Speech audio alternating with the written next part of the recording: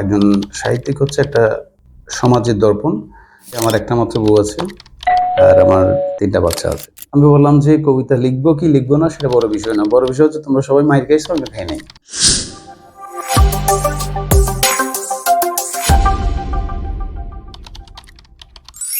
প্রিয় দর্শক, আসসালামু আলাইকুম।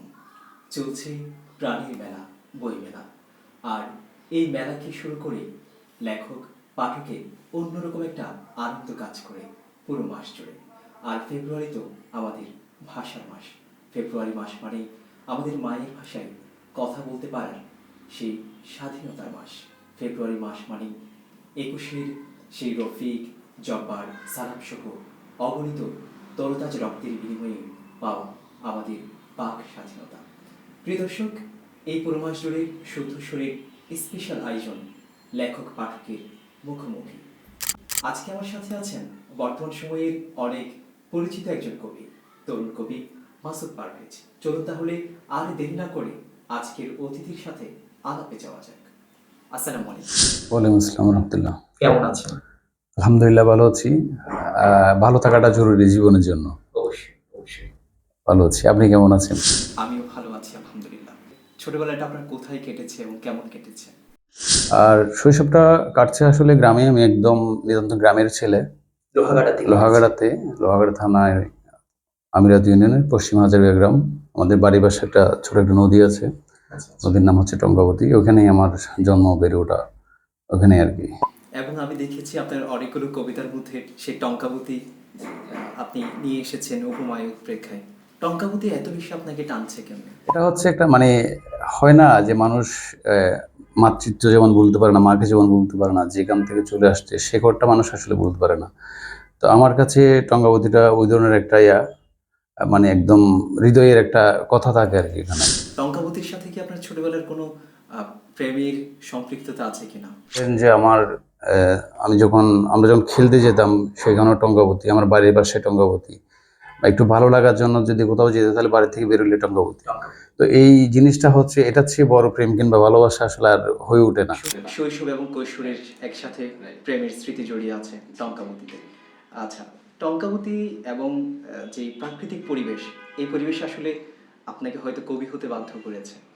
কিন্তু আপনার ছোটবেলায় আপনি দেখেছেন যে আপনার অনেকগুলো বন্ধু ডাক্তার হতে চেয়েছে, ইঞ্জিনিয়ার হতে চেয়েছে। আপনি কেন কবি হতে চেয়েছেন? এখানে আসলে আমি আসলে কবি হতে চাইনি।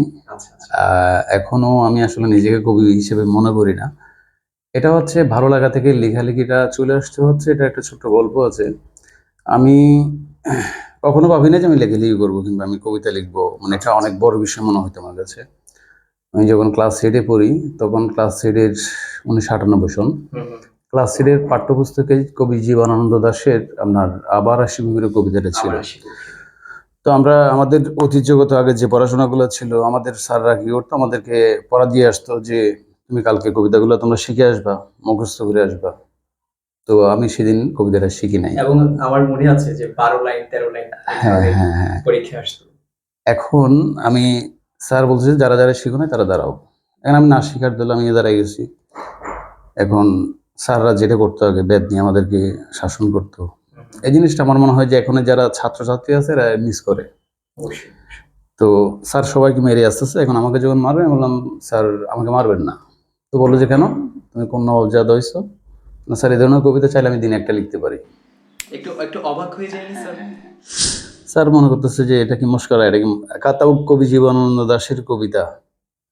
তো স্যার বললো যে ঠিক আছে, তোমাকে 7 দিন সময় দিলাম। এখন এই 7 দিন সময় দিচ্ছে, আমি তো খুশি। ক্লাস শেষ হওয়ার পরে আমার মানে যারা সহপাঠী আছে, আমার বন্ধুরা বলছে তুমি কবিতা কিভাবে লিখবা, এত দুঃসাহস কিভাবে দেখালে? আমি বললাম যে কবিতা লিখবো কি লিখবো না সেটা বড় বিষয় না, বড় বিষয় হচ্ছে তোমরা সবাই মাইর খাইছো, আমি খাই নাই। আজকের জন্য আমি পার পেয়ে গেলাম। তো ওদিন রাতে আমি কবিতাটা যখন পড়তে গেলাম, মানে কাকতলীয়ভাবে আমার মানে মাথায় চলে আসে, এটা একটা প্যারোডি কবিতা চলে আসে। লাইনগুলো এরকম ছিল, পুরোপুরি মনে নাই।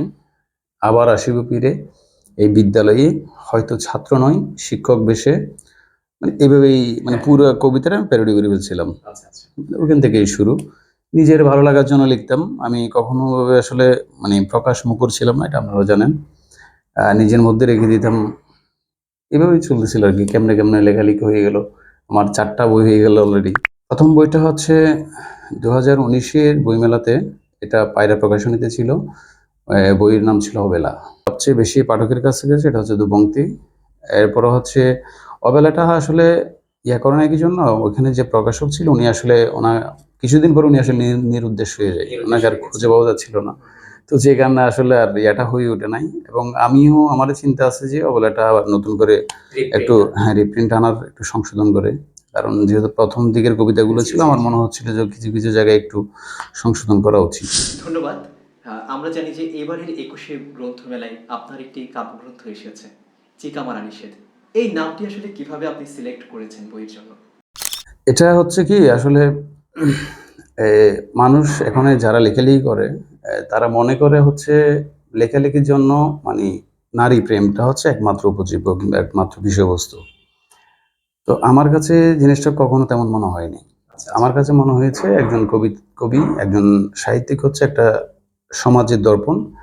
সে তার একটা ভাবনা নির্মাণ করবে, যেখানে লেখার মধ্যে সে একটা আগামী নির্মাণ করবে। সে একটা আগামী নির্মাণ করবে, সে প্রজন্মকে কিভাবে দেখতে চাচ্ছে। তো তার লেখার মধ্যে সে জিনিসটা থাকতে হবে। আমরা গত যে 16 বছরে যে ফ্যাসিবাদের সময় যেটা ছিলাম, আমাকে জিনিসটা প্রতিটা সময় আমাকে ভোগাতো খুব, খারাপ লাগতো এটা। তো এটার প্রেক্ষিতে আসলে এখানে সবকিছু একটা নিষেধের একটা ভেড়াজাল ছিল। আপনি এটা বলতে পারবেন না, বললে আপনাকে পাণ্ডুলিপি দেওয়া হচ্ছে, আপনি এভাবে বলতে পারবেন। আপনাকে সবকিছুর একটা সীমাবদ্ধতা দেওয়া হচ্ছে, একটা দাড়ি লাইন দেওয়া হচ্ছে, আপনাকে সবসময় নিষেধের একটা দেয়াল তৈরি করে দেওয়া হচ্ছে।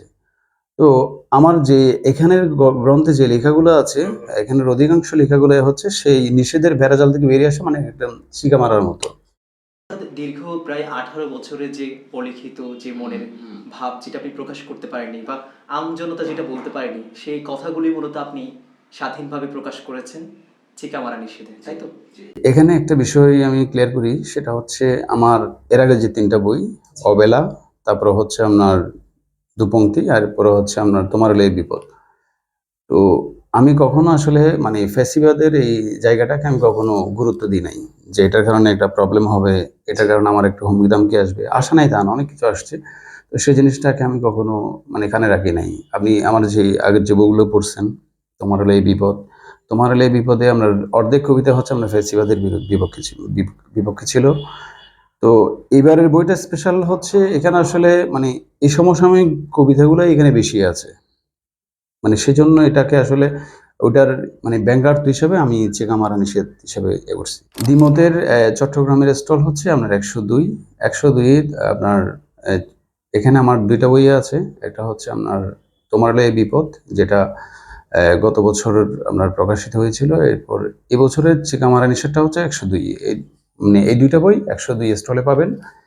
এরপরে হচ্ছে ঢাকা বইমেলাতে হচ্ছে 171 নম্বর স্টলে, শব্দকথার স্টলে, যিনি হচ্ছে মনসুর আহমেদ ভাই, উনি হচ্ছে এখানে দ্বিমতের পরিবেশক ঢাকা বইমেলাতে। তো 171-এ ওই আমার চিকা মারা নিষেধটা পাওয়া যাবে। এরপর হচ্ছে রকমারিতে আমার অবশিষ্ট 3টা বই একদম অ্যাভেলেবল আর কি। ধন্যবাদ। একটু অন্য প্রসঙ্গে যেতে চাই, সেটা হচ্ছে আপনার পরিবারে যেতে চাই। পরিবারে কে কে আছেন এবং পরিবার থেকে কোনো লেখালেখির ক্ষেত্রে কোনো অনুপ্রাণিত হয়েছেন কিনা বা কেউ ছিলেন কিনা আপনাদের বংশ পরম্পরায় লেখক বা বই পড়ছে এরকম, সেখান থেকে অনুপ্রাণিত হয়েছেন কিনা? না, এটা হয় কি, মনে করা হয় যে একজন কবি ছেলে কবি হবে, একজন কৃষকের ছেলে কৃষক হবে। এই ধরনের আমাদের একটা চিন্তা থাকে। হ্যাঁ, মিথ আছে। সত্য কথা হচ্ছে আমার 14 গোষ্ঠীর মধ্যে কেউ কখনো কবিও ছিল না, কবিয়ালও ছিল না, কোনো শিল্পীও ছিল না। আমি কোত্থেকে যে হয়ে গেলাম আমি নিজেও জানি না। একটা বিষয় হচ্ছে, আমার ফ্যামিলিতে আমার একটা মাত্র বউ আছে, আর আমার 3টা বাচ্চা আছে। একটা মাত্র বউ বলে কি আপনি পরবর্তীতে কোনো ইঙ্গিত দিচ্ছেন যে সংখ্যা বাড়তে পারে সেই ধরনের? আচ্ছা। তো আমার ফ্যামিলি থেকে কখনো এই জিনিসগুলো নিয়ে আমি কখনো মানে এই যে কি বলে যে এটাকে কোনো সমস্যার সম্মুখীন হইনি, এবং বরঞ্চ তারা উৎসাহিত করে, হ্যাঁ, অনুপ্রাণিত করে। সেক্ষেত্রে আমার স্ত্রীকে আমি খুব বেশি থ্যাঙ্কস জানাই। সে এগুলোর জন্য সে জানে যে তাকে অনেক ত্যাগ স্বীকার করতে হয়েছে। আমার শেষ যে বেবিটা হচ্ছিল, এটা হচ্ছে 2000 আরো 3 বছর আগে আর কি, যখন দুপংক্তিটা প্রকাশ হয়। সে হাসপাতালে ছিল, মানে ডেলিভারির 1 ঘন্টা পর তাদেরকে হাসপাতালে রেখে আমি ঢাকা বইমেলায় চলে গিয়েছিলাম। তো কবিদের মধ্যে এই ধরনের কিছু পাগলামি আছে যেগুলো হচ্ছে সংসারের জন্য খুবই ক্ষতিকর। মানে সংসারের যারা আছে এরা এগুলো মেনে নিতে পারে না। কিন্তু আমি আমার ওয়াইফের কাছে সেজন্য কৃতজ্ঞ যে সে এগুলো নিয়ে কখনো আমার সাথে প্রবলেম করে নাই, কিংবা বরঞ্চ আরো উৎসাহিত করছে। এটা আমি মনে করি যে একজন লেখকের কিংবা কবির ক্ষেত্রে অনেক বড় একটা প্রাপ্তি, অনেক বড় একটা স্বাধীনতা এটা।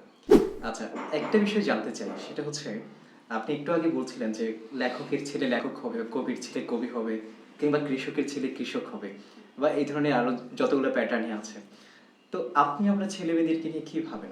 আমি আমি আমার ছেলে মেয়েদেরকে ছেড়ে দিচ্ছি এদের মতো করে, এরা জীবনটাকে এরা এদের মতো করে খুঁজে নেবে, এদের স্বাধীনতা।